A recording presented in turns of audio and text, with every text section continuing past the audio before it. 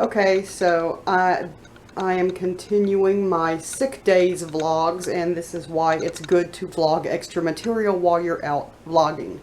This is a shoot that we did for its own separate vlog when we were out last Saturday when we did the tribute to the bear. But this is not the bear. This is about somebody else, and this is a very special tribute, and so I hope you enjoyed today's vlog. We are on the mend, so hopefully, if not tomorrow, hopefully we can at least get out Sunday and get some real vlogging done. Thanks for sticking with me. I really appreciate it, y'all, and thanks for the well wishes. The next grave revisit is one that deserves the utmost respect, but not because they were a famous person or they were a great coach or a musician or anything like that. It's not because of their mark that they left on the world as far as fame goes, because they didn't have much time in this world. Her death was a tragedy. Her death came during the turning point, the beginning of the civil rights movement. Her death was unwarranted by a man full of hate.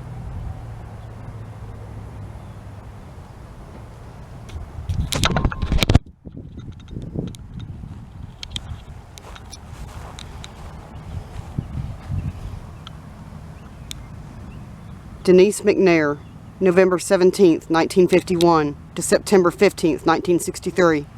She loved all, but a mad bomber hated her kind.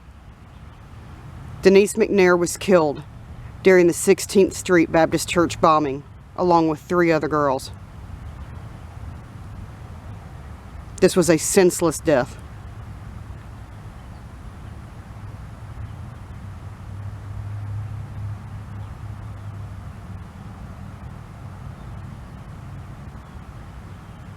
She deserved a moment of silence, as do all the victims.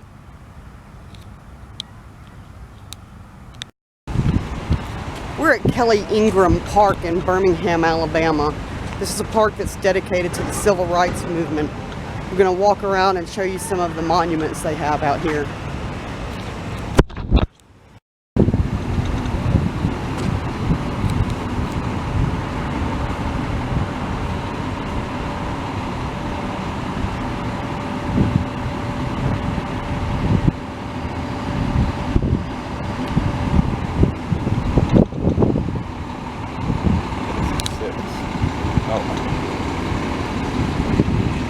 The kneeling ministers.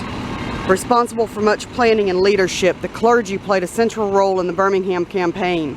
Like the famous Palm Sunday incident in 1963, local clergy like Reverend Shuttlesworth worked with out-of-town ministers Martin Luther King Jr. and even a group of rabbis from New York who likened segregation to the Holocaust.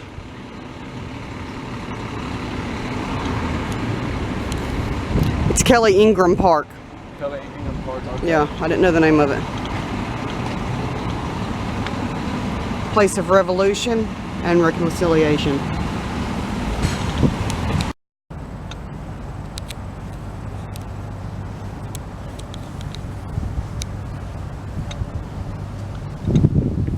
I ain't afraid of your jail.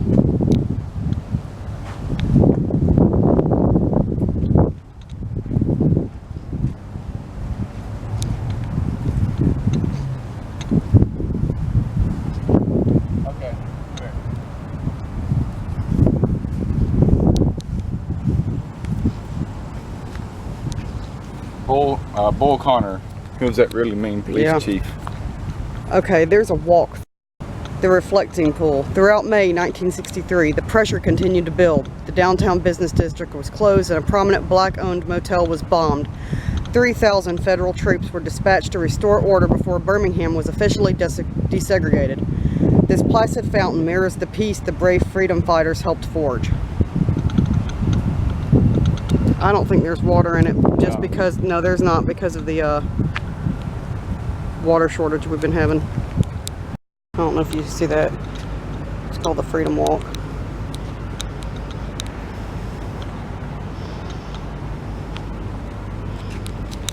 How wonderful it is that nobody need wait a single moment before starting to improve the world. Anne Frank, age 15, March 26, 1944. This horse chestnut tree is dedicated to victims of intolerance and discrimination. April 11th, 2010.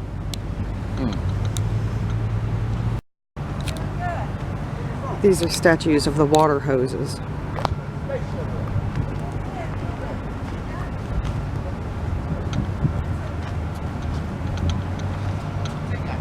That's not the saddest thing you've ever seen in your life. Yeah, it is.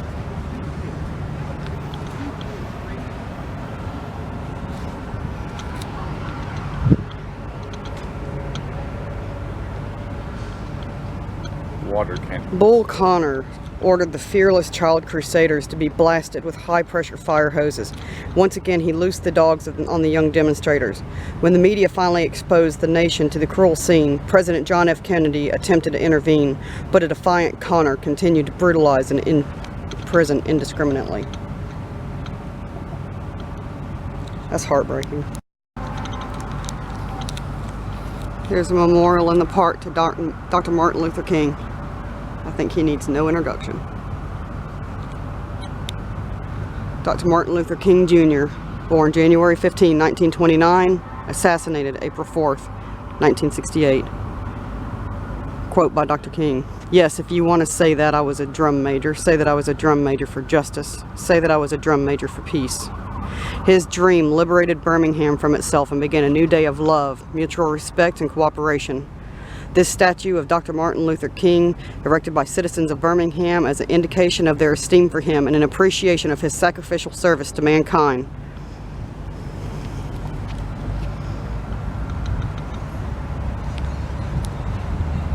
For little girls.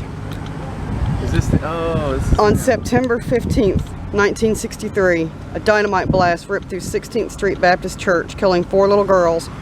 Over the next 3 decades, 3 Ku Klux Klansmen were convicted of the murders and sentenced to life in prison. This sculpture pays tribute to those little girls, as well as 2 young boys who were killed in racially charged crimes that same day.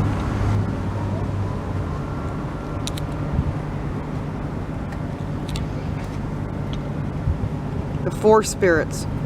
Cynthia Wesley, Girl Scout, loved reading, sang in the choir, ushered in the church, played piano and clarinet, loved dogs, aspired to be a teacher just like her parents.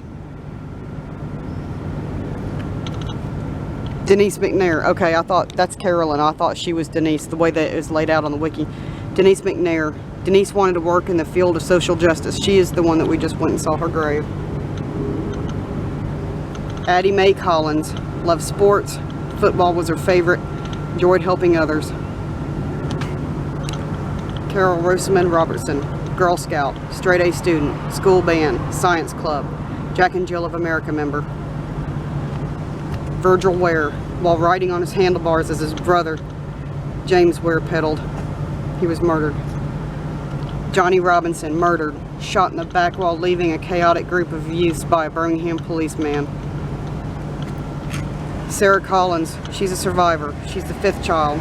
Sarah was found wandering among the concrete stairs. She was blinded in her right eye.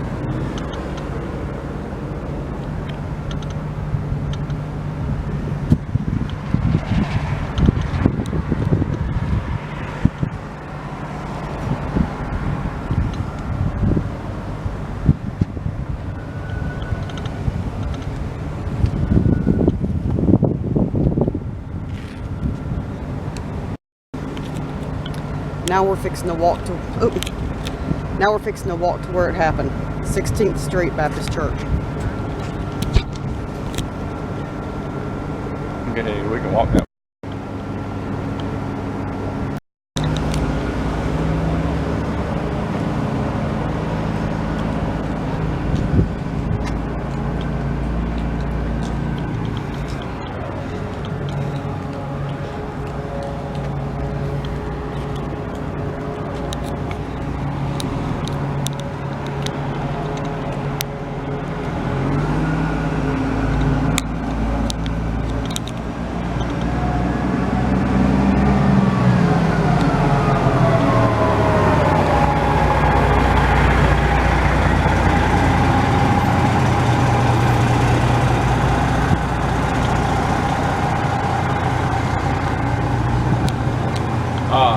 Yeah. Sunday, September 15th, 1963, 10:22 a.m. Addie Mae Collins, Denise McNair, Carol Robertson, Cynthia Wesley. This must be where it happened. Yeah, the section that got blown up.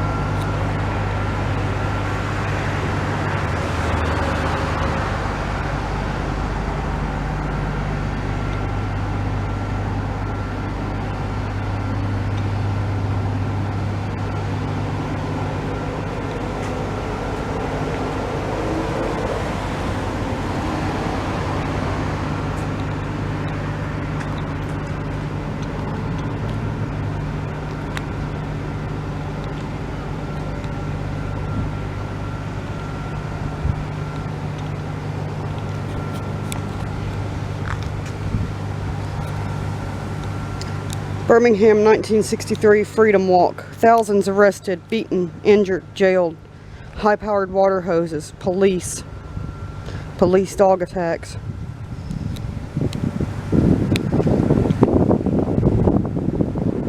Open lunch counters, no jobs. There's the Klan, the symbol of hate.